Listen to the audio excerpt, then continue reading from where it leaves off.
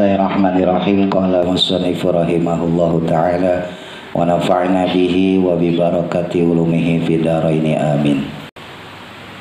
Allahu adapun ucapannya musannif singkatannya short aja. Maksudnya di sini ucapan musannif hadis ya. Hadisnya qala bainama nahnu julusun inda Rasulillah yang kemarin. Qala berkata perawi hadis ya, yaitu Sayyidina Umar bin Khattab radhiyallahu anhu, bainama nahnu, saat kami itu julusun duduk inda Rasulillahi, di sisinya Rasulullah sallallahu alaihi wasallam atau di sampingnya Rasulullah sallallahu alaihi wasallam, data yaumin pada suatu hari, ittola'a maka tiba-tiba muncul alaina kepada kami. Siapa yang muncul? Rajulun, seorang laki-laki, syadidu biyadith thiyabi, yang sangat putih bajunya, syadidu sawadi sya'ri, yang sangat hitam rambut kepalanya, la yura yang tidak terlihat, alaihi atasnya tidak terlihat apa? Asarus safari, bekas perjalanan. Orang ganteng banget, bajunya putih bersih, rambutnya hitam, kayak nggak ada bekas perjalanan. Wala ya'rifuhu, dan tidak ada yang mengetahuinya, minna dari kami, siapa ahadun seseorang pun. Gak ada yang kenal kita siapa ini orang ya, yang kemudian kita ketahui bahwa yang datang itu adalah malaikat Jibril. Yustafadu maksudnya ai aja. Yustafadu ai maksudnya bisa berfaedah mentuluihi dari kedatangan malaikat Jibril, ala tilkal hayati atas keadaan atau rupa tersebut, al hasanati yang bagus, istihbabut tajamuli, sunahnya berkeindahan atau tampil menawan, itolabil ilmi, untuk mencari ilmu. Tuh. Kemarin udah sempat saya jelasin ya. Jadi kalau nuntut ilmu ya tampil harus tampan, harus cakep. Bukan karena yang datang, bukan karena ustadznya, bukan karena teman belajar, bukan, tapi karena ilmunya itu sendiri ya, menghormati atas ilmunya itu sendiri. Wal qudumi, dan bertemu, alal ghairi, pada orang yang lain. Tuh. Termasuk di dalamnya ketika kita bersosialisasi, kan gak enak banget ada orang datang misalnya nemuin kita, mana kucel mukanya, bau apek, rambutnya acak-acakan, mulutnya bau jigong, nah, terus ketemu sama kita curhat ya, Pak Ustadz saya ini begini susah. Coba bayangin kayak gitu. Yaitu ujian zaman sekarang ya, ujian Ustadz zaman sekarang. Pokoknya gak enak lah jadi Ustadz, gak enak ya. Kalau jadi orang biasa kan bisa alasan kan. Nah, misalnya ada tamu kayak gitu datang ke Mas Ardan, waduh maaf nih saya lagi pengen kuliah nih, ntar aja ya gitu. Atau datang ke Uda gitu, waduh saya mau berangkat dagang ini ada kerjaan, ntar ya gitu. Lah kalau ke Ustadz gak bisa alasan, coba gimana? Tuh repotnya di situ. Wahwa adapun beliau ya, maksudnya kedatangannya malaikat Jibril kepada Nabi ya, kadzalika seperti demikian.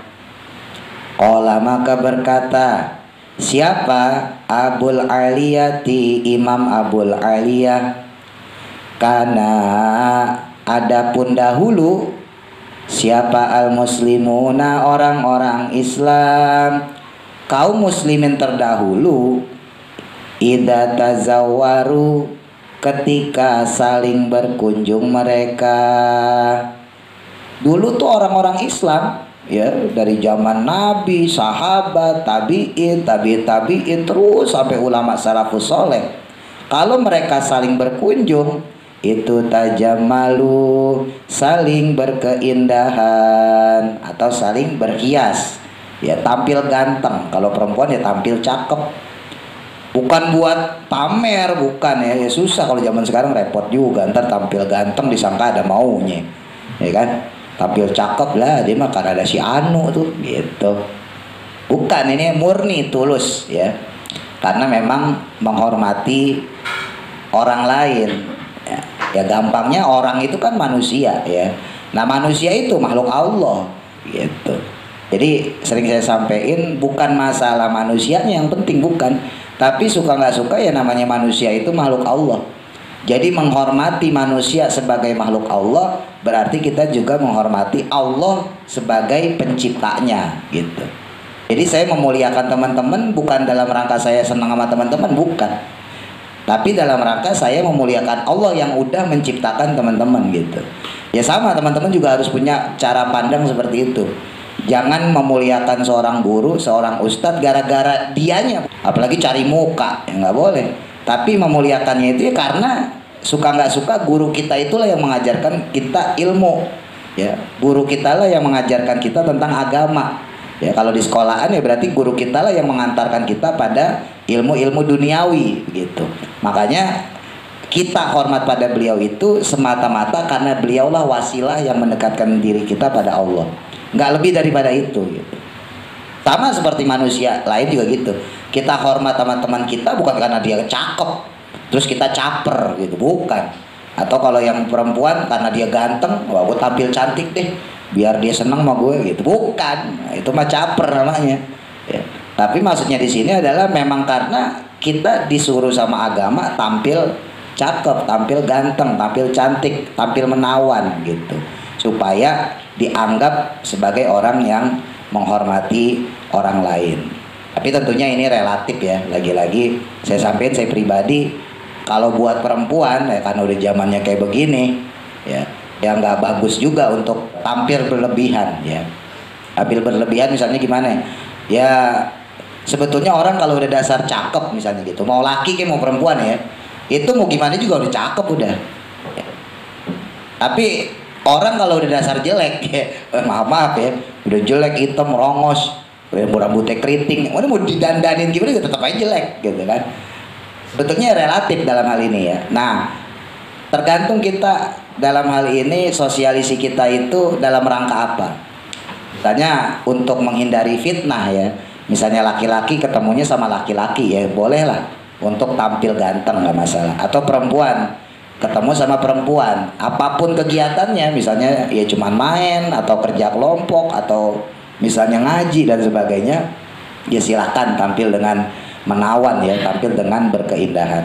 Tapi kalau sekiranya ya ada potensi untuk hadirnya fitnah ya, maka lebih baik dihindari. Karena ya laki-laki di mata perempuan yang emang udah dasarnya ya maaf ya otaknya jelek ya, laki-laki gimana pun bentuknya tetap otaknya dia nganggapnya jelek aja, gitu. Sebaliknya juga gitu, perempuan kalau berhadapan dengan laki-laki yang otaknya jelek, mau dia gimana pun tetap otaknya jelek, udah dasar otaknya jelek, pandangannya jelek, gitu ya. Jadi dalam hal ini tentunya kondisi kita itu harus disesuaikan ya.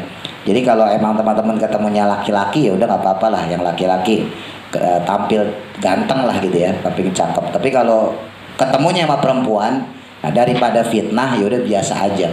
Toh kalau emang tuh perempuan udah suka sama kita, kita nggak tampil ganteng pun tetap dianggap cakep, gitu maksudnya ya. Begitu pula sebaliknya perempuan, ya perempuan misalnya ketemu dalam satu majelis yang di situ ada laki-lakinya, ya udah tampil biasa aja. Toh walaupun perempuan tampil biasa-biasa aja, kalau emang udah laki-lakinya dasar otaknya parno ya, ya tetap aja otaknya mesum, gitu maksudnya. Paham ya? Nah, jadi hati-hati zaman sekarang. Jadi ini bisa dipakai karena memang kondisinya yang ideal saat itu. Zaman dulu itu orang itu pada takut, maksudnya gitu, pada takut untuk menebarkan pandangan, apalagi tebar pesona. Jadi godul basurnya tuh kuat ya menundukkan pandangannya itu kuat banget. Beda sama zaman sekarang. Nah, zaman sekarang justru orang itu ya mohon maaf ya, laki-laki matanya jelalatan, yang perempuan sendiri senang dijelalatin. Nah, ini kan cocok ya, yang laki-laki matanya keranjang jelalatan, lah yang perempuan malah senang dijelalatin. Ya udah zamannya begitu. Nah ini beda ya kasusnya ya. Jadi sebaiknya perempuan itu ketika keluar bertemu dengan siapapun ya udah biasa aja. Jadi jangan terlalu tampil berlebihan lah. Karena tadi standarnya perempuan kalau udah dasar cakep ya cakep deh, nggak didandanin juga udah cakep ya. Ya sebaliknya laki-laki juga begitu sama, udah dasarnya ganteng nggak didandanin juga ganteng aja udah. Jadi nggak perlu make up berlebihan sebetulnya. Waqala, dan berkata Nabi Muhammad sallallahu alaihi wasallam, ahsanu ma'adapun sebaik-baiknya perkara, zurtum yang datang kamu, bihi dengannya, Allah akan Allah, fi kuburikum pada kuburan-kuburan kalian, wa masajidikum dan masjid-masjid kalian. Sebagus-bagusnya kalau kita ziarah ya, baik itu ke kuburan maupun ke masjid, itu al-bayadu putih. Maksudnya usahain pakai pakaian yang putih. Ada kemarin saya singgung, kadang orang lucu ya, Jumatan misalnya pakai gamis tapi warnanya hitam, hijau. Padahal justru kalau bicara sunnah adalah putihnya gitu. Ya gamis sunnah, nggak apa-apa kalau kita mau ngikutin kanjeng Nabi. Tapi yang afdolnya adalah putihnya itu. Jadi kalau dibandingin gitu ya, kalau kita bandingin ada orang pakai gamis warnanya hitam, terus ada orang pakai baju koko warnanya putih. Mana yang lebih afdol? Dalam hal ini orang yang pakai baju koko tapi warnanya putih gitu. Waqala, dan berkata Ibnu Abdissalam, Imam Izzuddin bin Abdissalam, la ba'sa, tidak apa-apa, bilibasi syiaril ulama'i, dengan berpakaiannya yang bercirikan ulama. Gak apa-apa kalau emang ulama dia pakai pakaian yang cirinya ulama. Jadi teman-teman jangan bilang tuh orang, wah itu takabur, itu sombong banget, mentang-mentang alim pakai imamah, pakai sorban, pakai gamis. Lah emang harus begitu ulama mah gitu. Kenapa? Nah, liyu'rafu, agar mereka dikenal, bidzalika, dengan hal tersebut. Ya supaya orang kenal bahwa dia memang ulama, dia memang alim. Yang mana fayus alu, maka bisa ditanya mereka tuh. Sehingga ketika dia berpakaian seperti itu, memang dasarnya ulama, pinter. Nah maka orang gak akan sulit untuk mencari jawaban atas satu kasus. Tinggal lihat aja ini ulama bukan, weh pakaiannya udah kayak ulama, pakai gamis ya kan, wah pasti ulama nih, gue tanya dia sama dia gitu. Kalau ulama tapi ya repot, itu dilema loh. Saya sendiri pengen, saya tuh pengen banget kemana-mana gitu pakai gamis gitu ya, pakai jubah, kayak udeng-udeng ya, pakai imamah gitu, kayak sorban, pengen banget. Tapi di sisi lain saya khawatir orang nyangkanya sombong, lah kan bingung jadinya, iya nggak? Ya, di satu sisi kita pengen ngikutin sunnah Nabi, ya kan, pengen ya, kayak beneran yang diajarin Nabi lah gitu ya. Seenggaknya ketika pakai sorban, pakai gamis misalnya gitu kan, pakai udeng-udeng, kan enak kalau ada orang lewat, wah ini ulama nih misalnya gitu kan, berarti bisa ditanya kan gitu. Justru kalau kayak baju koko gini kan nggak bisa bedain antara orang yang ngerti sama yang enggak kan. Berarti misalnya saya sama Mas Wanda, Mas Adem, Mas Didit sama Uda ya sama aja kan gitu statusnya ya. Jadi ada kata ada orang nggak kenal kita nih, ini ada orang datang tiba-tiba nih, kita lagi ngobrol berlima, dia nggak tahu siapa ustadznya. Bisa jadi yang dianggap ustadz Mas Didit, orang face-nya lebih Mas Didit ya kan, wah ini ustadz nih kali ini gitu. Atau Uda nih badannya gede, biasanya kan kalau ustadz badannya gede. Dan saya kan nggak ada face ustadz, ya kan, badannya kurus, ya kan, rambut gondrong. Nah jadi dilema sama-sama gitu. Di satu sisi kita pengen ngikutin ulama, ya anjurannya Nabi, model ulama seperti itu, tapi di sisi lain kita takut dianggapnya sombong gitu. Pak ini maka sesungguhnya aku kuntu pernahlah aku, ini kata Imam Izzuddin bin Abdissalam, itu muhriman, berihram.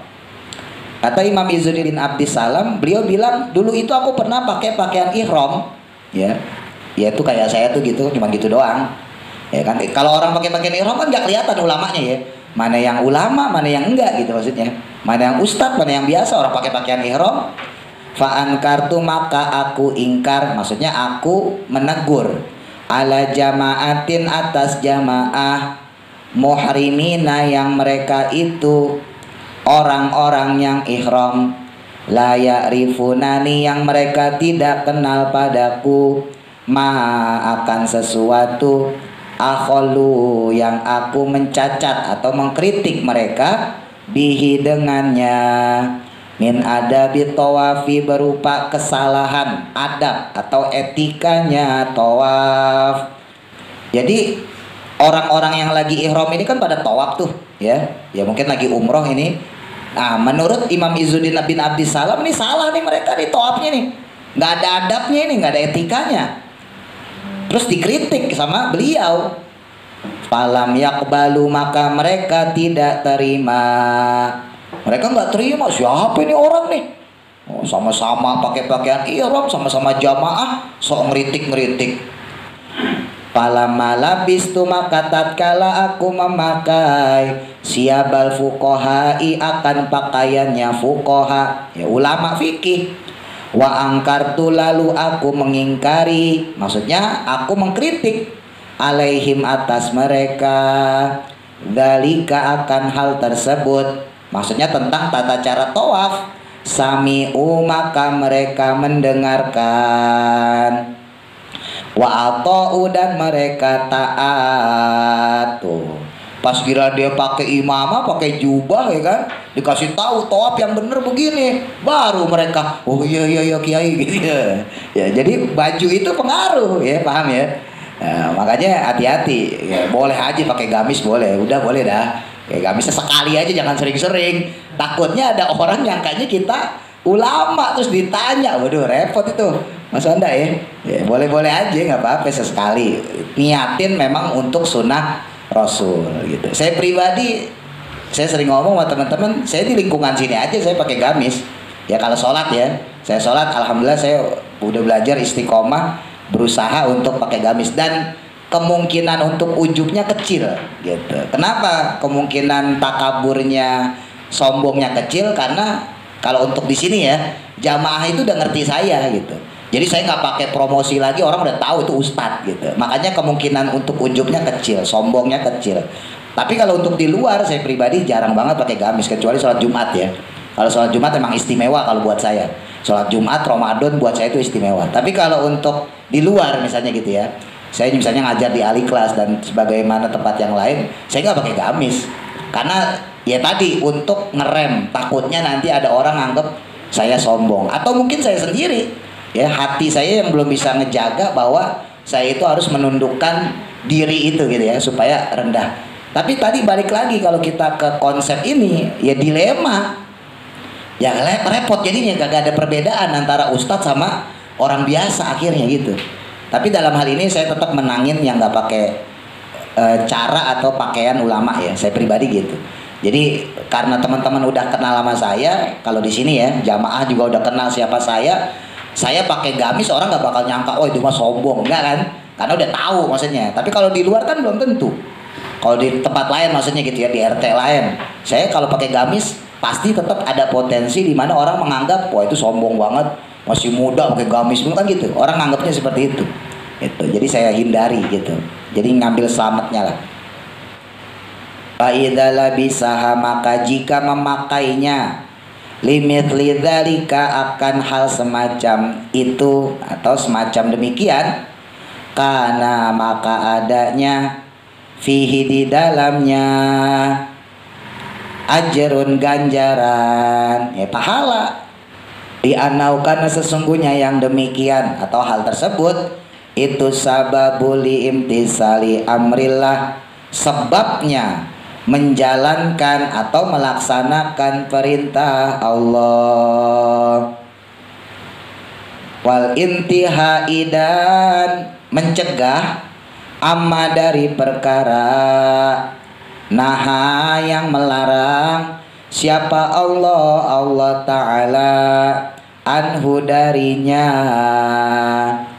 Nah justru dengan kita berpakaian seperti itu, maka sama saja kita menjalankan perintah Allah dan mencegah apa yang dilarang oleh Allah. Dulu pernah saya sampaikan, kalau Mas Didi pernah saya sampaikan ya mungkin teman-teman ya terserah mau diikuti apa enggak ya. Dulu guru saya pernah bilang ya, kalau nanti kamu udah nikah usahain pakai peci ya, pakai penutup kepala nih buat yang laki-laki. Kalau perempuan mah kerudung wajib ya, dari balik wajib pakai kerudung. Nah kalau laki-laki usahain nanti kalau udah nikah pakai peci ya, pakai kopiah ya gitu. Dulu saya juga belum paham, tapi alhamdulillah saya sendiri sebelum nikah pun udah belajar. Jadi biar gak kaget ya. Jadi saya pakai peci kemana-mana tuh bukan pas jadi ustadz, bukan ya. Sebelum jadi ustadz pun saya udah biasa pakai peci ya.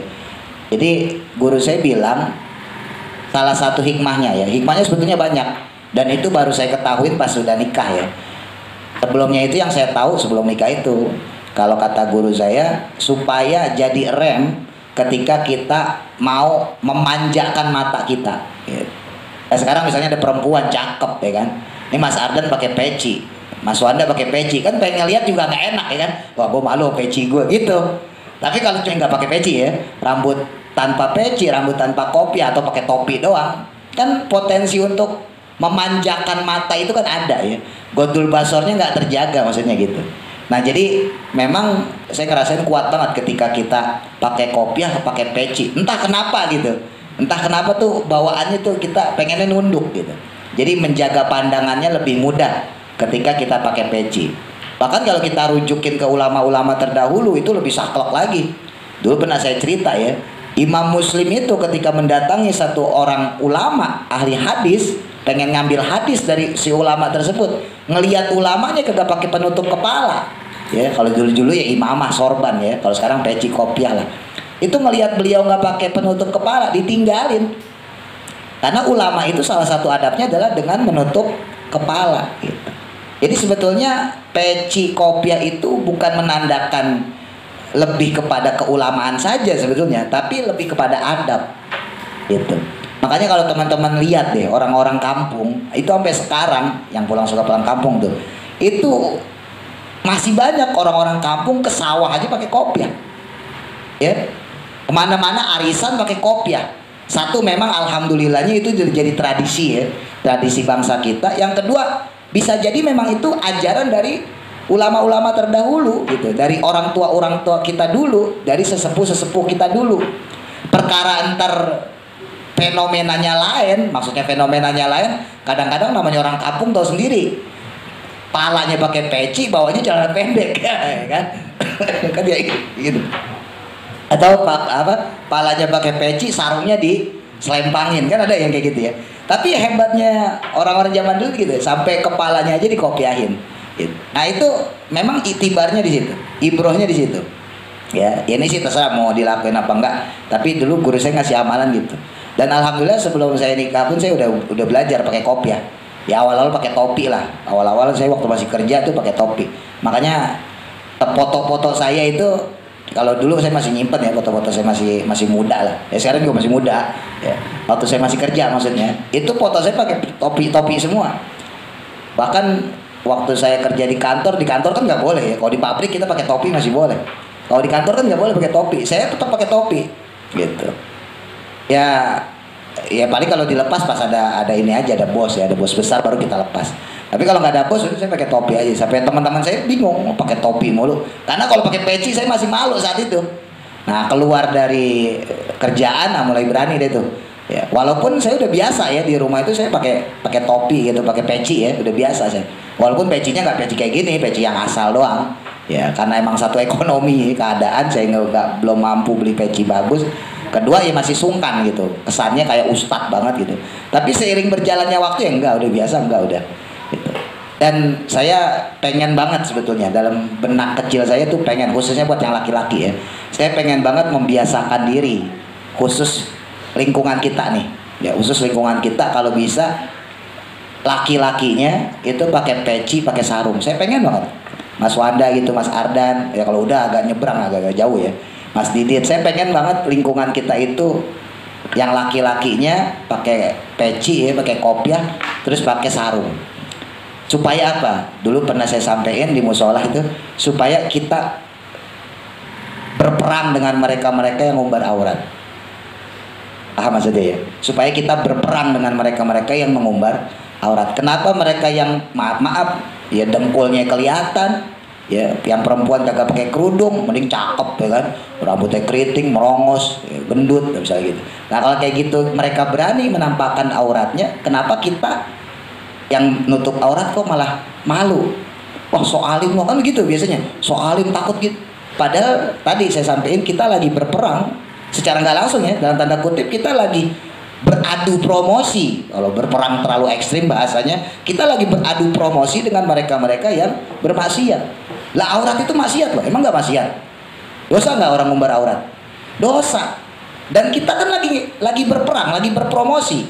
Kita lagi berpromosi sama anak kecil. Ibaratnya gini, ya ini ada anak kecil nih yang belum pada balik. Seakan-akan kita ngomong nih sama anak kecil.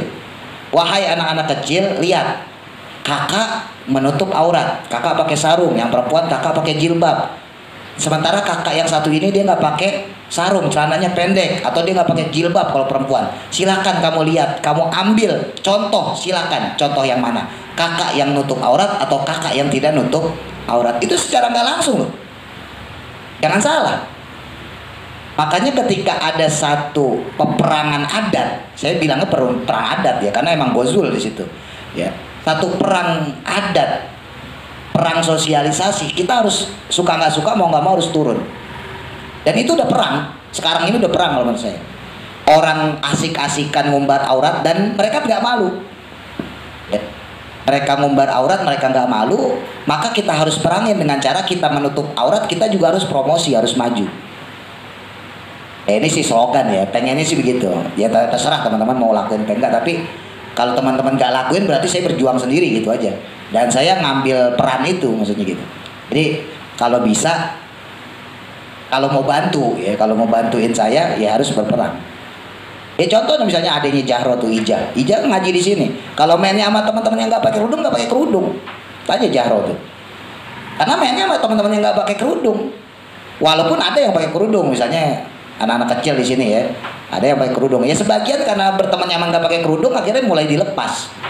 Akhirnya yang tadinya pakai kerudung ya dilepas. Padahal di sini udah di counter ibaratnya gitu kan. Tapi kan balik lagi, orang itu ya sesuai sama temannya. Orang itu sesuai orang tuanya. Orang itu sesuai pergaulannya. Nggak semata-mata hasil didikan guru. Dan saya bolak-balik misalnya ngomong sama teman-teman, jangan ninggalin sholat, jangan ninggalin sholat. Nah sekarang kalau teman-teman, mohon maaf, orang tua ninggalin sholat, teman-teman punya sahabatnya suka ninggalin sholat, nggak kepake tuh omongan saya tuh. Kan begitu logikanya. Makanya ya kita memang lagi berperang dengan mereka. Ya, di satu sisi kita menjalankan agama dengan menutup aurat, di sisi lain kita sedang perang promosi, tinggal kuat-kuatan. Masa mereka yang ngumbar aurat mereka gak malu ya, kenapa kita yang nutup aurat malah malu gitu. Ya terserah ini sekali lagi mau dipakai apa enggak, tapi ya ini tips saya kayak gitu. Allah berkata, siapa al ulama wa yukrahu, dan dimakruhkan lubsus siyabi, memakai pakaian al khosyanati, yang kasar, atau bahasa gampangnya yang jelek. Kalau baju yang kasar itu kan identik dengan yang jelek ya. Tentunya kalau yang bagus ya halus. Di ghairi ghardin, selain untuk maksud amal syar'iyin, yang bangsa syar'i. Maksudnya gini, ada baju-baju kasar yang memang diperbolehkan untuk syariat ya. Misalnya kain kafan gitu ya. Kain kafan kan memang sunnahnya pakai yang sekasar mungkin. Maksudnya kasar di sini bukan dalam artian kasar secara harfiah ya, tapi murah ya. Baju yang jelek lah bahasa kita sih. Kan kain kafan itu kain yang paling jelek gitu. Kain yang paling nggak laku lah dipakai sama orang. Makanya orang meninggal itu pakainya kain kafan walaupun dia orang kaya. Walaupun dia orang kaya, dia mampu beli pakaian sutra, nggak kemudian ketika dia meninggal dikafanin pakai kain sutra gitu. Tetap dikafaninnya ya pakai kain mori kalau orang Jawa bilang ya, kain yang jelek itu. Nah kalau yang kayak gitu secara syariat nggak masalah. Atau misalnya memang dia itu pengen menampakkan ketawaduannya, dia lagi belajar akhlak nih gitu ya, dia lagi belajar tawadu, dia orang kaya, dia mampu untuk beli pakaian mahal karena memang dia mewah ya, tapi dia lagi berupaya untuk ngancurin kesombongan dia, lalu dia pakai pakaian kasar, itu boleh. Tapi kalau dalam hal normal, maka pakai pakaian yang jelek itu nggak bagus ya, makruh walaupun tidak sampai haram ya. Dulu pernah saya sampaikan, Sayyidina Umar itu bajunya, jubahnya itu aja tambelan. Bahkan ada yang mengatakan tambelannya itu sampai 12. Ya, tambelan robekannya itu sampai 12. Padahal Sayyidina Umar saat itu sudah jadi khalifah. Apakah beliau itu berarti dalam hal ini masuk dalam kategori makruh? Enggak. Karena beliau itu dalam upayanya menghancurkan kesombongan. Ya, karena beliau sebagai khalifah, ya, karena beliau sebagai presiden kalau bahasa kita, itu nggak mau jangan sampai orang itu jadi sungkan sama dia gara-gara dia pakai busana kebesaran gitu, dia pakai mahkota misalnya, dia pakai sesuatu yang mengidentikan bahwa dia seorang raja, seorang presiden, seorang khalifah. Makanya supaya masyarakat itu dekat sama beliau, beliau memakai pakaian, pakai jubah, pakai baju yang seadanya, bahkan dengan tambelan yang katanya sampai 12, bahkan riwayat lain mengatakan 14 tambelan. Menggunakannya Sayyidina Umar terhadap baju yang kurang layak ya dalam hal ini nggak makruh ya. Jadi secara normal sekali lagi tetap kalau kita punya baju bagus usahain pakai yang bagus, wabil khusus untuk ketemu sama orang ya. Jadi kita menghormati orang tersebut dalam rangka kita menghargai dia sebagai makhluk Allah. Wakilah dan dikatakan Innal Hasana, sesungguhnya Imam Al Hasan itu jadzaba menarik Farqad, dan akan si Farqad nama orang. Suatu ketika Imam Hasan menarik pakaiannya si Farqad ya. Fa'akhoda, maka menarik beliau dikasaihi dengan bajunya, ditarik tuh bajunya. Waqala, dan berkata beliau lahu kepadanya, ya Farqadu, wahai Farqad. Ya Furaiqadu, wahai Furaiqad. Ini makna tasgir ya.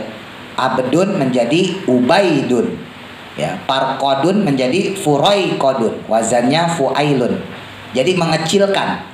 Ya bena ummi Furaiqad, wahai anaknya ibunya Furaiqad.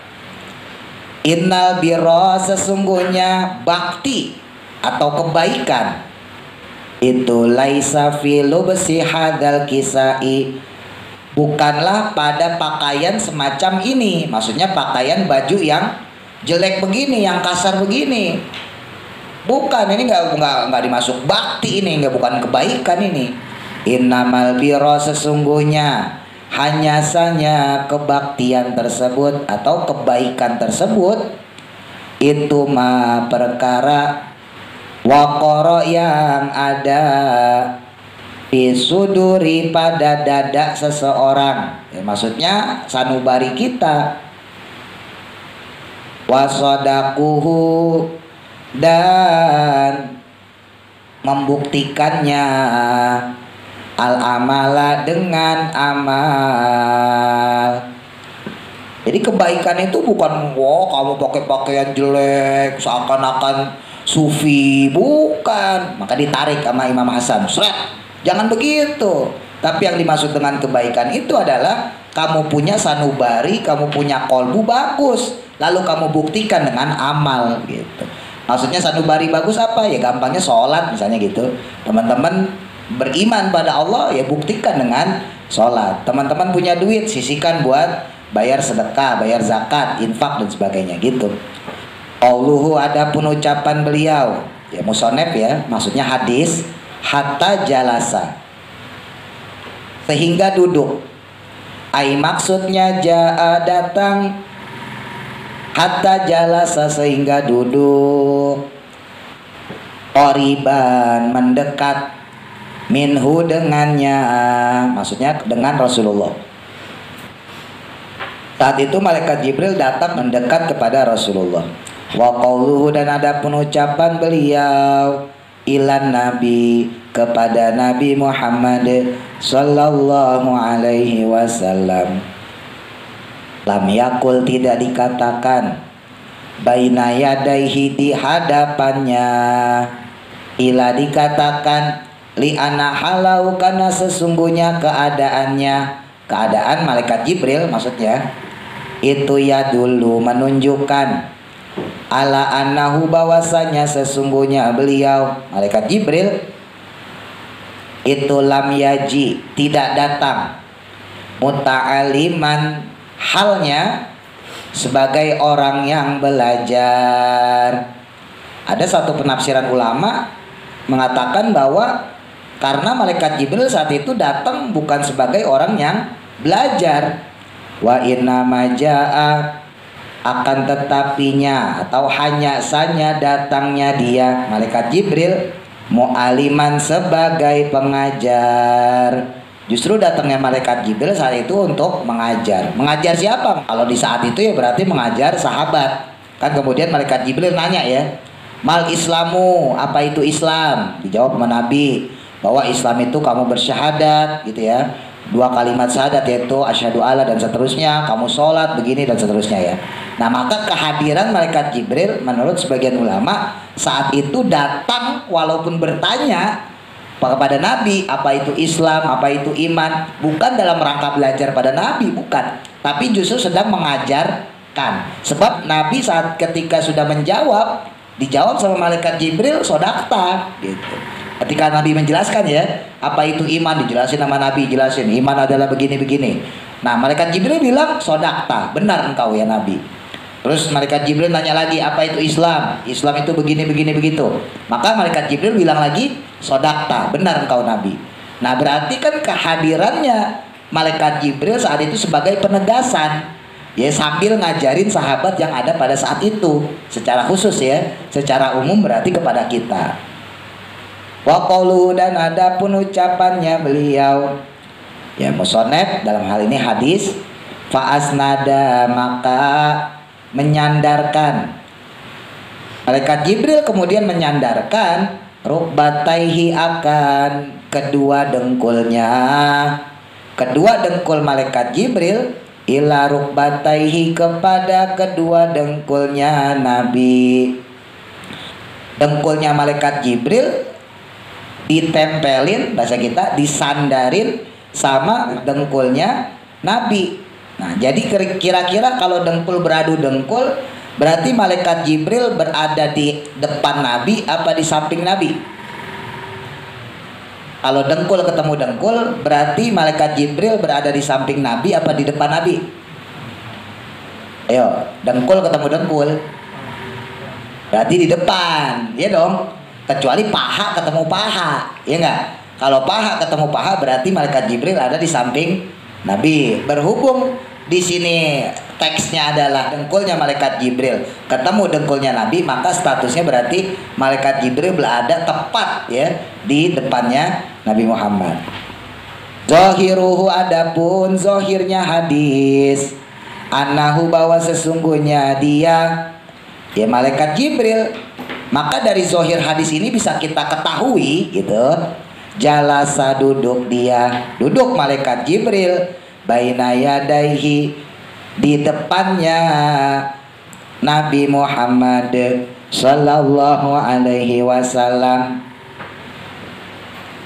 Wa huwa, adapun dia, kadzalika, seperti hal tersebut atau demikian halnya, idlau jalasa, jikalau duduk dia, ila janibihi, ke sampingnya, ke samping Nabi, lama amkanahu, maka tidaklah memungkinkan baginya, memungkinkan bagi malaikat Jibril, illa isnada, kecuali dengan menyandarkan rukbatan, akan dengkulnya, wahidatan, yang satu. Jadi kalau andai kata berada di sampingnya Nabi, pasti malaikat Jibril nyatuin dengkul ya cuman satu. Ya, kalau Nabi berada di kanannya berarti dengkul kirinya malaikat Jibril, kan gitu. Padahal di sini teksnya itu adalah rukbataihi. Rukbataihi hinya domir ya. Kalau pakai tasniah berarti rukbataini. Mi-nya nunnya dibuang, mahzub. Ya, rukbatun dengkul, rukbataini dua dengkul, ya. Nah, makanya kalau andai kata malaikat Jibril berada di samping Nabi, pasti yang bertemu bukan dua dengkulnya. Ya dong, maka yang bertemu cuman satu dengkul. Dulu pernah saya sampaikan ya. Makanya ini kemudian jadi adat orang-orang torekoh kalau mau nerima amalan itu seperti itu. Kelak nanti kalau teman-teman punya guru torekoh, ya mursyid namanya kalau bahasa sekarang, itu teman-teman akan dikasih ijazah model kayak begini. Jadi teman-teman duduk di hadapan seorang guru, seorang mursyid, ya mursyid torekoh, kemudian dengkulnya diaduin. Jadi dengkulnya si guru sama dengkul kita diaduin, kemudian kita di situ dikasih amalan. Wahai Mas Didit, saya kasih amalan padamu, gitu. Saya kasih amalan, misalnya bacaan ini. Siapkah kamu menjalaninya? Oh, siap. Nah, itu namanya isnad, ya. Jadi diambil dari kata menyandarkannya dengkulnya malaikat Jibril kepada Rasulullah. Jadi kata isnad di situ sanad, ya sandaran, itu diambil dari peristiwa ini. Walaupun kemudian diterjemahkan menjadi sanad itu silsilah, ya sanad itu kemudian diterjemahkan menjadi untayan ilmu, misalnya dari saya ke Mas Ardan, ke Mas Wanda gitu ya, dan seterusnya. Tapi asal kata isnad sendiri diambil dari peristiwa ini. Jadi menyandarkan sesuatu kepada Nabi Muhammad. Wahwadapun beliau, ya maksudnya malaikat Jibril itu ghairu julusil muta'alimi, bukan duduknya atau bukan duduk dalam keadaan seorang murid baina yaday syaikhihi, di depannya gurunya, di depan syekhnya, ditaklimi untuk belajar. Wa innama fa'ala, akan tetapinya melakukan dzalika, akan hal tersebut siapa? Jibrilu, malaikat Jibril alaihi salam.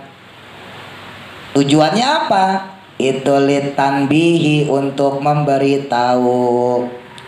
Nah, tujuan malaikat Jibril kenapa duduknya seperti itu? Karena beliau datang bukan sebagai murid, tapi untuk memberitahu alamat atas apa-apa yang bagi, yang seyogyanya atau yang sepantasnya, lisaili, bagi orang yang bertanya. Jadi kalau kita mau datang bukan mau belajar ya, mau bertanya. Teman-teman mau bertanya satu hukum kepada seorang kiai, pada seorang habib. Nah, maka duduknya kalau bisa berada di hadapan beliau. Ya, tapi kita enggak ya, biasanya sungkan ya. Gimana kira-kira? Enggak usah sama kiai, enggak usah sama habib, sama saya aja lah. Misalnya teman-teman datang mau nanya sesuatu, kira-kira duduknya di depan saya apa di samping? Paling kira-kira di samping ya, kira kan malu ya, sungkan ya gitu. Padahal sebetulnya kalau bicara teks ini harusnya kayak malaikat Jibril berada di depan. Supaya apa? Nah, di sini disebutin min kuwatin nafsi, karena berupa kekuatan jiwa. Karena memang kita datang benar-benar pengen nanya. Wa adamil istihya'i, dan meniadakan rasa malu, indah suali, ketika bertanya, untuk menghancurkan atau meniadakan rasa malu ketika bertanya. Emang bener orang kalau bertanya nggak boleh malu teman-teman. Lah, malu bertanya sesat di jalan itu, ya. Nah, gimana gitu? Lucunya kita kalau nanya sesuatu yang bukan agama itu berani kita depan-depan. Ya teman-teman nih ya kan, lagi di satu perjalanan mau ke rumah teman, wah ini belok kiri apa belok kanan nih? Nah, kita nanya minimarket, nah gitu kan, ada orang di situ tukang parkir, kita nanya, kan pasti kita berada di hadapan dia kan, Pak maaf Pak, numpang tanya minimarket ini di mana ya Pak? Kan gitu. Pak numpang tanya rumah sakit ini mana ya Pak? Tapi ada ditunjukin, oh sono tuh belok kiri, kayak gitu. Nah, kenapa untuk pertanyaan yang sifatnya duniawi kita berani berhadapan dengan orang? Giliran bertanya untuk masalah agama kok kita di samping. Dan ini nggak dikit ya, saya sering banget nemuin orang kayak gitu. Nanya tapi muka aja kemana gitu. Nanyanya ke saya tapi muka aja kemana gitu. Padahal ya nggak apa-apa sih, saya pribadi maklumin ya. Mungkin dia pekiwo kalau orang Jawa bilang, mungkin dia sungkan. Nggak apa-apa kalau saya pribadi ya. Tapi kalau bicara ilmu, sebetulnya nggak bagus. Berarti dia nanya nggak serius. Dan kalau bicara secara teknik belajar ya, karena saya punya background pendidikan, secara teknik belajar itu susah nangkepnya. Kalau kita dengerin orang dalam kondisi kita sendiri nggak menghadap dia. Ya ini gampangnya teman-teman gini nih. Ini kan teman-teman madep saya kan. Itu insya Allah nerimanya gampang. Coba kalau teman-teman madep ke sono. Saya ngobrol, teman-teman madep ke sono. Itu bener susah deh, nangkepnya itu susah. Nah ini kita diajari sama malaikat Jibril. Kalau nanya jangan begitu. Ya, namanya kita bertanya, kita harus berhadapan dengan dia supaya apa yang disampaikan jelas. Makanya ada salah satu majelis ya, konsul sama saya, konsultasi lah. Jadi majelisnya perempuan, ibu-ibu, majelis perempuan, ibu-ibu pengajian, gurunya laki. Gurunya laki. Nah, gurunya laki ini mempersyaratkan ngaji sama dia berhubung ibu-ibu ya. Itu pakai satir, pakai hijab, pakai apa? Hordeng bahasa kita, kayak hordeng. Gimana Pak Ustadz? Ya kalau udah permintaannya si Ustadz ya gimana lagi ya, turutin aja. Karena dia ngelihat saya ngajar imamah tuh di musola atau di sini kalau ngajari Kamis kagak pakai alang-alangan, pakai hordeng gitu. Nah dia ngeliat kayak gitu, lah Pak Ustadz ngajar ibu-ibu kagak pakai hordeng, kagak pakai satir, pakai hijab. Saya bilang, saya itu lagi ngajar Bu.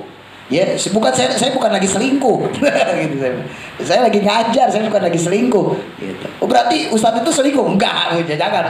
Ya mungkin dia gondul basor ya.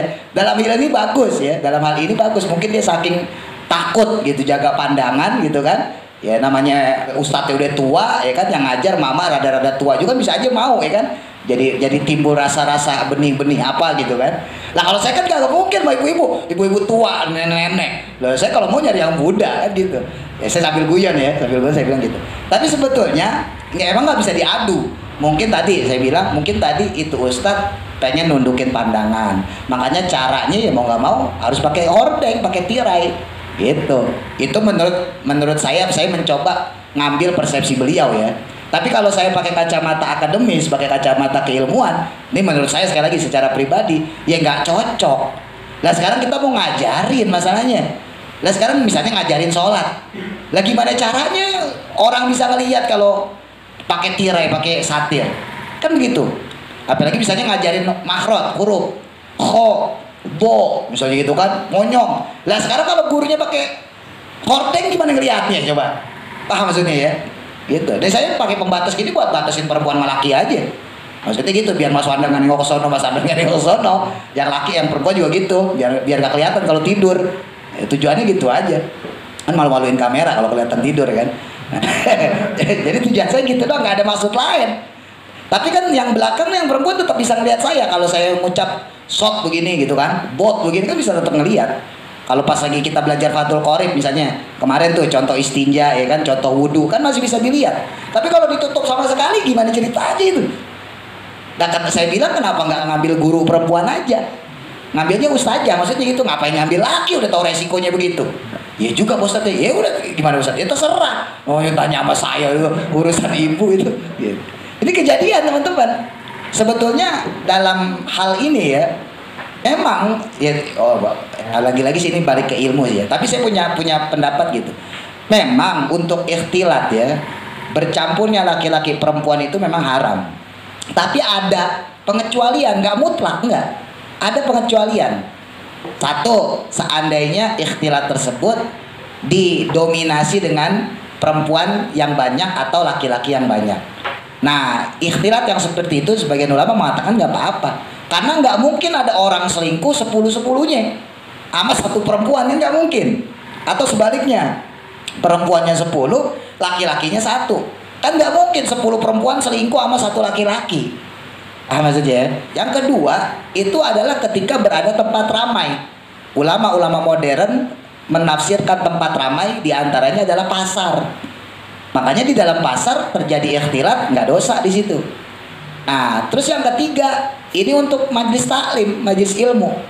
Ulama sepakat untuk ikhtilat di majelis ilmu, bercampurnya laki-laki dengan perempuan dalam satu majelis itu nggak ada masalah. Dapat rukhsah lah gitu ya, dapat keringanan. Kenapa? Karena memang sudah urgennya seperti itu. Akan sulit justru ketika laki-laki dan perempuan dipisah dengan waktu yang berbeda. Kasihan ustadznya, ibaratnya gitu. Kayak saya nih misalnya gitu, malam minggu dipisah. Misalnya perempuan malam Senin, misalnya gitu ya. Yang laki-laki malam Ahad. Lah repot, terus saya istirahatnya kapan? Makanya mendingan saya gabungin. Ya malam Senin saya bisa istirahat. Kan begitu. Lah kalau malam Ahad dipisah, malam Senin saya nggak bisa istirahat. Kan gitu. Itu malam Senin juga kalau nggak ngajar. Kalau masih ngajar, nggak ada istirahatnya saya gitu. Kalau malam Ahad aja cuma segini doang gitu. Repot-repot gabung aja di satu. Gitu. Tapi kalau emang ada kemungkinan kita bisa misahin, harusnya misahin gitu. Tapi karena saya nggak punya kemampuan untuk itu, untuk misahin maksudnya gitu, untuk gimana caranya teman-teman gak ikhtilat, ya makanya kita ambil rukhsah itu dan nggak apa-apa. Makanya ya kayak sekolahan ya, sekolahan pengajian itu biasa digabung, di pesantren pun biasa. Mungkin kalau ngaji nggak digabung, tapi kalau sekolah itu banyak yang pesantren itu digabung, laki perempuan ada gitu ya, kayak teman-teman sekolah biasa. Paling nanti pas ngaji aja beda ya, perempuan sendiri, laki sendiri, karena dalam pengajian itu ada beberapa hal yang memang harus spesifik untuk perempuan gitu ya. Begitupun laki-laki harus ada yang spesifik untuk laki-laki. Nah saya ngambil resiko itu, berhubung teman-teman saya ajarin secara barengan laki sama perempuan, maka yang pas jadwalnya ngedetailin masalah perempuan saya detailin. Untuk ngedetailin masalah laki-laki ya, pelajaran yang harus detail ya saya detailin juga. Sebetulnya kalau bicara idealnya nggak begitu, harusnya yang perempuan ini belajar sama ustazah yang perempuan juga. Jadi ketika didetailin mereka nggak malu gitu. Begitu pula teman-teman harus diajarin sama ustadz yang laki-laki ya, supaya ketika didetailin nggak malu. Tapi kan saya yakin teman-teman nggak ngaji lagi selain sama saya. Itu yang jadi masalah. Sebetulnya saya juga malas, detail-detailin itu malas. Cuman masalahnya kalau nggak sama saya, misalnya Mas Wanda ngajinya masih apa? Mas Ardan ngajinya masih apa? Apalagi yang perempuan misalnya gitu kan. Bijaro, Kaifah ngajinya masih apa? Nah makanya saya ngambil resiko itu ketika ngejelasin satu masalah. Ya misalnya masalah perempuan ya, saya berusaha untuk sedetail mungkin. Begitu pula ketika kita bicara masalah laki-laki yang harus memang rinci, detail, maka saya harus detailin. Saya harus ambil konsekuensi itu gitu. Kecuali memang majelisnya ada dua, majelis laki-laki sama majelis perempuan, itu bisa. Itu ya. Nah jadi kembali lagi ke masalah ini, memang dalam hal kebaikan berpakaian gitu ya dan sebagainya, ketika kita menghadap orang itu emang rangkaian adat teman. Adat dan adab kalau kemarin saya bahas gitu ya. Adat ya berarti kebiasaan kita, adab berarti etika. Bahkan tadi diajarin sampai ketika kita datang kepada dia. Makanya lucu ketika masalah duniawi kita berani berhadapan, ya kan? Tapi giliran masalah agama kita nggak berani berhadapan. Ya tadi masalah duniawi misalnya kita nanya alamat, Pak belah mana, kan berhadapan. Atau misalnya teman-teman namu ke rumah orang mau minjem duit, kan berhadapan kan. Tapi kenapa ketika kita datang ke seorang ulama, terus kita nanyain satu masalah, kok kita duduknya nyamping? Jadi si ulama ngelihat pipi kita gitu. Dan itu saya temuin juga banyak gitu ya. Tapi ya nggak apa-apa, lagi-lagi ya. Kalau saya pribadi tetap mencoba memaklumi lah gitu. Saya maklumin, ya mungkin pekiwo, ya malu sebagainya. Tapi kalau bicara secara akademik harusnya begitu. Namanya kita bertanya, yang mana kita butuh kejelasan ya. Maka dari sikap duduk aja tuh harus beda gitu. Jangan sampai kayak orang ngobrol. Kalau ngobrol malah lagi kan ngobrol. Ini masalahnya kan kita lagi bertanya gitu ya.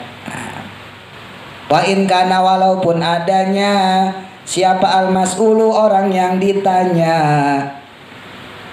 itu miman termasuk orang atau dari golongan orang yahtarimuhu, yang terhormat atau yang menghormatinya. Maksudnya yang kita hormati, ya ulama pasti kan kita hormatin.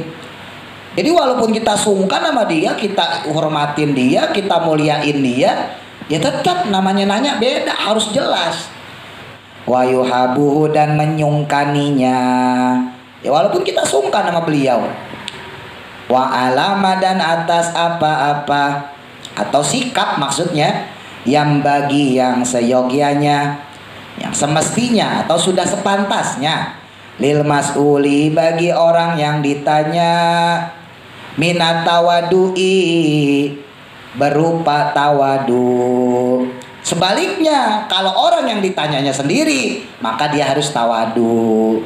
Wasufhi dan terbuka anisaili dari orang yang bertanya. Jadi harus tawadu, jangan mentang-mentang ditanya ya kan. Pak Ustadz gimana ya Pak Ustadz ya hukum begini langsung mengkelap aja, lu sih goblok gitu. Makanya ngaji lah itu tapi nggak boleh ya, nggak boleh dah kalau orang aja kayak gitu dah ya. Jadi ya tetap kita harus tawadu. Oh begini loh. Anisa ili dari orang yang bertanya, wa inta ada walaupun meniadakan dia akan sesuatu yang bagi yang sepantasnya minal ikhtirami berupa atau termasuk dari kemuliaan atau memuliakan Lil mas'uli kepada orang yang ditanya wal adabi dan adab atau tata krama ma'ahu bersamanya. Jadi walaupun tuh orang nggak punya adab ya udah biarin aja, kita maklumin aja lah, namanya orang awam gitu. Jadi kalau udah teman-teman jadi orang alim nggak mesti harus ustadz ya, teman-teman punya ilmu tuh hitungannya udah alim ya. Intinya harus banyakin maklum, bener deh, harus banyakin maklum tur sabar ya, bukan maklum doang, sabar ya, bener. Dulu pernah saya ngomong ya, nggak masalah ya, saya dulu agak heran ketika belajar, proses-proses belajar ya sampai sekarang juga masih belajar. Saya agak heran ketika guru-guru saya itu kalau nerangin kok sering banget dibulak-balik. Buat saya yang mohon maaf ya, tanpa ngejelekin teman-teman, buat saya yang EQ saya tinggi, EQ saya tinggi loh. Buat saya yang punya EQ tinggi itu aneh. Karena itu udah pernah dijelasin, ngapain dijelasin lagi? Besok ya jarak 2 minggu 3 minggu dijelasin lagi. Perasaan ini udah ya. Akhirnya saya paham ketika mulai ngajar secara serius. Ya walaupun dari dulu saya ngajar ya, tapi mulai ngajar secara serius saya paham. Oh iya, karena nggak selamanya apa yang kita sampaikan tuh orang bisa paham semua. Gitu. Jadi bisa jadi di satu pertemuan misalnya gitu, saya nyampe ini, Mas Ardan paham, dan Mas Wanda mungkin nggak paham. Udah paham, mungkin Mas Didin nggak paham. Maka di satu saat ketemuan lagi, di satu kesempatan saya sampaikan lagi tuh. Tujuannya supaya yang tadinya Mas Wanda belum paham jadi paham. Gitu. Mas Ardan jadi makin paham. Mas Didit yang tadi nggak paham jadi paham. Udah tadi yang tadi belum paham jadi makin paham. Suatu saat bertemu lagi ya begitu terus.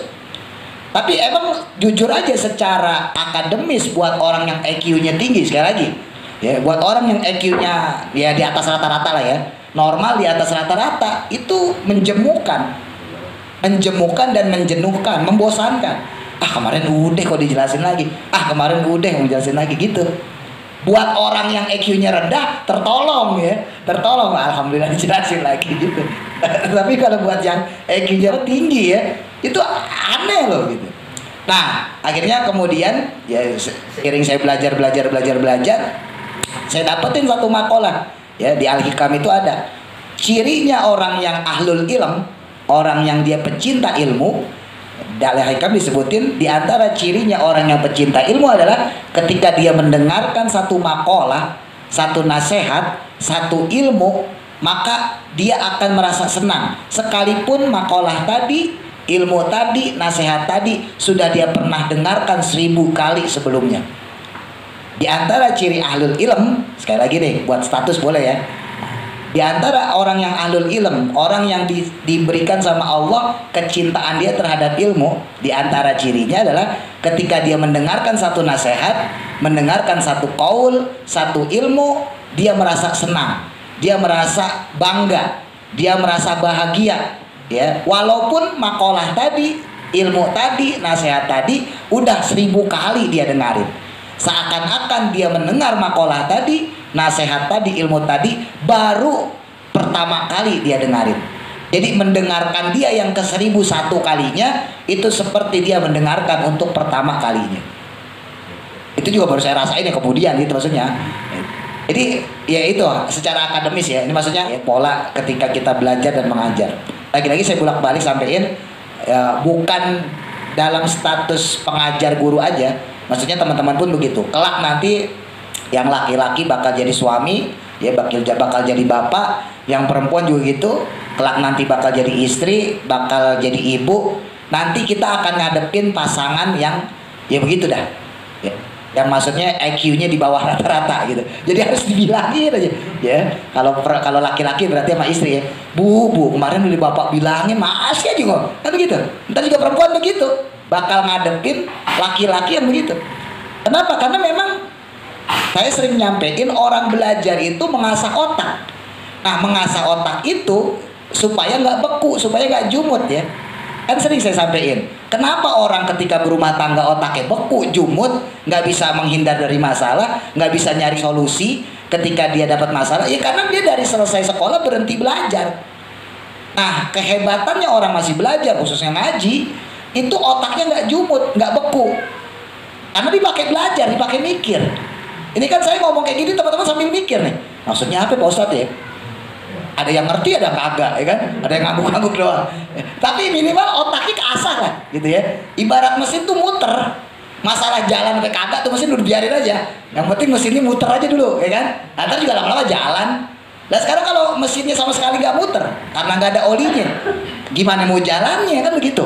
Paham ya? Nah makanya teman-teman bisa dapat keistimewaannya ntar. Kalau sekarang belum, ya. Tapi ntar dapat keistimewaannya, dapat kelebihannya di situ. Padolnya orang ngaji itu begitu. Ketika ntar teman-teman rumah tangga, ya punya suami, kalau perempuan, kalau yang laki-laki punya istri, punya anak, ya dan sebagainya, lalu dihadapi satu masalah itu gampang banget. Solusinya gampang amat dan menyikapi hidupnya lebih elegan, lebih tenang. Ya nggak kayak orang nggak ngaji, gerabak-gerubuk, gampang marah, tensi tinggi. Akhirnya berantem, lama-lama cerai. Wah itu banyak orang kayak gitu tuh. Tapi orang yang ngaji enggak, santai aja. Kenapa ya? Lah, aku udah pernah belajar. Ya, saya udah pernah belajar. Kalau bahasanya kiai-kiai sepuh itu, modal kesantrian itu sudah cukup untuk mengatasi berbagai problem kehidupan. Jadi kalau bahasa kiai-kiai sepuh ya seperti itu. Jadi modal kita belajar, modal kita jadi santri itu udah cukup untuk mengatasi berbagai masalah atau berbagai problema hidup. Dan saya ngakuin, saya benar juga. Secara implementasinya ya, secara pengamalan praktek di kehidupan sehari-hari benar, itu udah jauh lebih dari cukup. Awal-awalnya memang agak sulit teman-teman. Datang orang nanya begini, perasaan kan udah gue jelasin deh, ya kan? Nanya misalnya masalah sholat kodo, kan udah sering saya jelasin. Besok datang lagi, loh Pak Ustadz kodo sholat gimana ya? Gue jelasin lagi. Besoknya datang lagi. Pertama emang nanyanya bukan kodo. Pak Ustadz gini-gini, lama-lama nanyanya kodo lagi. Kodo sholat gimana ya? Gitu aja. Itu ya, jadi latih kesabaran. Dan tensi melatih kesabaran itu menjadi tensi rendah teman-teman. Makanya jarang ulama tuh jantungan tuh jarang. Ya, coba deh teman-teman lihat, jarang ulama jantungan. Ya meninggalnya sakit gitu aja ya, sakit biasa lah. Maksudnya jarang banget ulama sakit jantung gitu. Kecuali faktor sakit umur ya, tapi itu beda lagi. Maksudnya karena emang faktor umur jantungnya kurang berfungsi. Tapi maksudnya jantung mendadak itu kayaknya nggak ada deh. Sampai sekarang saya nggak pernah dengar seorang kiai ya, mati karena jantung mendadak sakit jantung atau jantung mendadak, nggak ada gitu. Sampai sekarang ya belum saya pernah dengar. Tapi kalau orang biasa kan banyak, ya kan? Orang di mana misalnya gitu kan di wilayah meninggal karena serangan jantung gitu. Kalau kiai kayaknya jarang meninggal karena serangan jantung, kecuali udah sepuh ya. Kalau sepuh kemungkinan serangan jantung bisa aja, karena memang kan jantungnya udah nggak normal seperti orang umum yang sehat yang masih muda. Tapi kalau yang masih muda kayaknya jarang banget. Kenapa? Itu karena jantungnya terlatih nahan emosi. Ya. Awal-awalnya sebel, tapi lama-lama enggak. Lama-lama maklumin gitu. Ya ini buat yang awam, buat teman-teman deh. Saya sering nyontoin gampangnya ketika ada anak kecil main di musola. Kita lagi sholat. Pasti teman-teman kalau sholat ada anak kecil main, bercanda, wah lari-larian pasti sebel. Makanya kan saya kasih motivasi, saya kasih saran, jangan nganggap anak kecil itu sebagai beban kita. Jangan. Ubah pola pikirnya, diubah. Anggap anak kecil itu adalah bibit-bibit generasi orang Islam. Nih suka nggak suka, mau nggak mau anak kecil itu generasi muslim loh, ya kan? Yang suatu saat ketika kita nanti mati, dialah yang akan nyolatin kita. Ubah cara pandangnya. Kalau pandangan kita berubah seperti itu, kita nggak bakal nganggap anak kecil itu sebagai beban. Bahkan lebih ekstrim lagi saya bilang, ketika kita ngelihat anak kecil main bercanda di musola, kita lagi sholat, harusnya kita bersyukur. Lah kita sholat itu kagak bakal bisa khusyuk. Model-model kayak kita, ya, baru Allahu Akbar aja udah pikiran macem-macem. Lah justru dengan ada anak kecil bercanda, anak kecil main-main, nanti kelak kita ketika dihadapi nama malaikat, ditanya kita, kenapa kamu sholatnya gak khusyuk? Kita bisa alasan. Malaikat, gimana saya bisa khusyuk? Orang anak kecil bercanda, orang anak kecil main-main tuh lari-larian tuh di musola. Nah dengan adanya anak kecil yang main-main tadi ya bercanda, maka alasan kita tidak khusyuk itu bisa diterima. Kalau gak ada anak kecil, kita mau alasan gak khusyuk gimana? Kamu gak khusyuk sholat bertahun-tahun, dari kecil, dari balik ya sampai tua masih aja sholatnya begitu. Lah kan kita bingung nyari alasannya, ya enggak? Coba alasan apaan? Nah justru kalau anak kecil main-main lari-larian enak, kita bisa jadiin dia sebagai alasan kita gitu. Dikit lagi. Qauluhu, adapun ucapan beliau, wa doa dan meletakkan beliau, malaikat Jibril ya, kafaihi akan kedua telapak tangannya. Kafun telapak tangan, kafai ini dua telapak tangan, nunnya mahzub dibuang, kedua telapak tangannya. Ala fakhidaihi kepada kedua pahanya, maksudnya pahanya Nabi, fakhidun paha, ai maksudnya wadoa meletakkan siapa ar-rajulu seseorang tadi, maksudnya malaikat Jibril, kafaihi akan kedua telapak tangannya, ala fakhidaihi kepada kedua pahanya Nabi Muhammad sallallahu alaihi wasallam. Wa fa'ala dan adapun melakukannya beliau, ya melakukannya malaikat Jibril, dalika akan hal tersebut, itu istiqnasi untuk atau sebagai bentuk kedekatan atau keagraban. Saking akrabnya beliau malaikat Jibril dengan Nabi ya, sampai pahanya Nabi ya dipegang dengan telapak tangan malaikat Jibril. Jadi dengkulnya beradu ya, telapak tangan memegang pahanya Nabi gitu ya. Saking akrabnya Nabi sama malaikat Jibril. Bi'itibari ma dengan gambarannya perkara atau kejadian bainahuma di antara keduanya, minal unsi berupa kedekatan atau keakraban, fil asli pada asalnya. Kapan tuh malaikat Jibril sama Nabi bisa dibilang akrab atau dekat? Hinayatihi, yaitu ketika datangnya beliau malaikat Jibril bil wahyi dengan wahyu. Kan malaikat Jibril udah biasa ya datang kepada Nabi nganterin wahyu. Makanya ketika beliau datang kepada Nabi tentunya dengan wujud bukan malaikat ya, wujud seseorang, Nabi udah akrab gitu maksudnya. Beda sama orang kagak kenal. Nah orang kagak kenal main deketin kita, pahanya diaduin, terus paha kita dipegang sama dia, oh kita gaplok kan, siapa lo gitu. Kan sahabat bingung kan, nah orang kok so akrab banget, SKSD ya, so kenal so dekat ya. Kok orang kayak gini banget maksudnya gitu. Nah, memang di sini disebutin ya karena memang malaikat Jibril sama Nabi udah akrab. Karena dari sejak Nabi dikasih wahyu dari Allah ya, itu udah terjadi keakraban itu. Wa qad jaa dan telah datang musarrahan sebagai penjelasan bihada dengan hal ini. Ya maksudnya domir. Kenapa kok di situ dimaknai Nabi? Ya padahal kan nggak ada. Di situ kan disebutinnya wawa doa kafaihi ala fakhidaihi, dan meletakkanlah malaikat Jibril akan kedua telapak tangannya kepada pahanya. Kenapa nggak dimaknai telapak tangan tadi budomirnya ya? Kenapa kok nggak dimaknai bahwa malaikat Jibril naruh telapak tangannya di pahanya sendiri? Kan bisa aja kan? Bahasa gampangnya kalau diterjemah bebas ya. Kemudian malaikat Jibril meletakkan kedua telapak tangannya pada pahanya. Nah, kenapa kata pahanya itu kok diartiin pahanya Nabi? Gitu, paham ya? Kenapa kok nggak diartiin pahanya dia sendiri, pahanya malaikat Jibril? Kan bisa aja.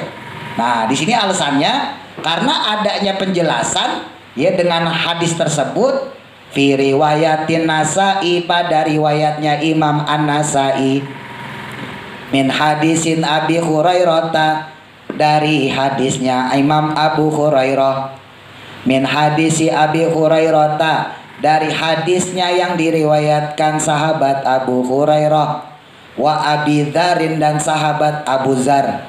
Karena ada riwayat hadis yang diriwayatkan dari sahabat Abu Hurairah dan sahabat Abu Dzar, haitsu qala, yang sekiranya berkata beliau berdua ya, haitsu qala, yang sekiranya berkata beliau berdua, hatta wadoa, sehingga meletakkan, yadaihi, akan kedua tangannya dia, kedua tangan malaikat Jibril, ala rukbatayin nabiyyi sallallahu alaihi wasallam, kepada kedua pahanya Nabi Muhammad sallallahu alaihi wasallam, maaf, dengkul ya, ala rukbatayin nabiyyi, kepada dua dengkul, ala rukbatayin nabiyyi sallallahu alaihi wasallam, kedua dengkulnya Nabi Muhammad sallallahu alaihi wasallam. Tuh.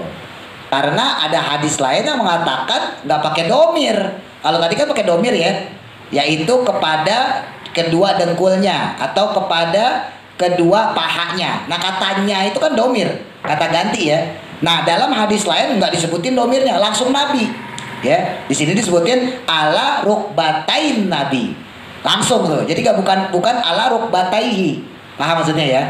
Jadi dalam hadisnya Abu Hurairah dan Abu Dzar ini jelas bahwa malaikat Jibril bukan meletakkan tangannya pada pahanya, bukan pahanya sendiri, bukan dengkulnya sendiri, tapi meletakkan kedua tangannya kepada pahanya Rasulullah, kepada dengkulnya Rasulullah. Yang itu tadi saya bilang kemudian jadi adatnya orang yang ahli toreko untuk menyampaikan satu isnad, satu sanad, satu amalan torekohnya. Allahu a'lam, mudah-mudahan manfaat. Al-Fatihah. A'udzu billahi minasy syaithanir rajim. Bismillahirrahmanirrahim. Alhamdulillahi rabbil alamin. Ar-Rahmanir Rahim. Maliki yaumiddin.